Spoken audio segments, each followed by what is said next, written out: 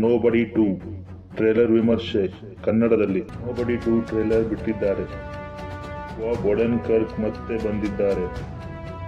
ಇಲ್ಲಿದೆ short review. ಚೆನ್ನಾಗಿರೋ ಅಂಶ ನೋಡೋದಾದ್ರೆ ಫೈಟ್ ಸೀನ್ಗಳು ತುಂಬಾ ಸ್ಪೆಷಲ್ ಆಗಿವೆ. ಬಾಬ್ ಓಡೆನ್ಕರ್ಕ್ ಈಗ ಪಕ್ಕಾ ಆಕ್ಷನ್ ಹೀರೋ. ಈ ಸಿನಿಮಾ ತಮ್ಮ ಹಿಂದಿನ ಜೀವನವನ್ನು ತೋರಿಸುತ್ತೆ ಅಂತ ಕಾಣಿಸ್ತಿದೆ. ಕೇವಲ ಹೋರಾಟ ಅಲ್ಲ, ಕಥೆಯೂ ಇದೆ. ಕ್ಯಾಮ್ರಾ ಕೆಲಸ ಹಾಗೂ ಫೈಟ್ ಕೊರಿಯೋಗ್ರಫಿ ತುಂಬಾ ಚೆನ್ನಾಗಿದೆ. ಹಾಸ್ಯ ಕೂಡ ಇದೆ.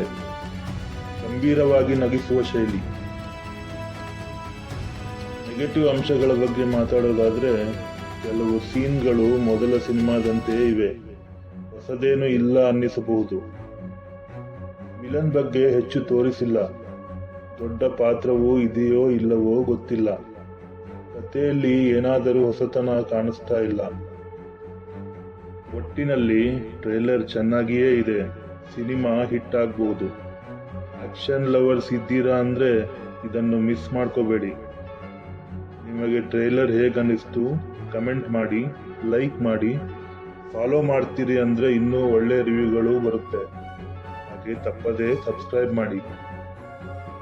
What are you still doing here, old man? I'm gonna fuck you up.